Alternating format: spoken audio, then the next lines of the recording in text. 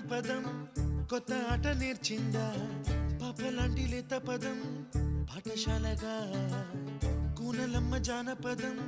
పల్లె దాటి వచ్చిందా చవళిల జానతనం పాట చూపగా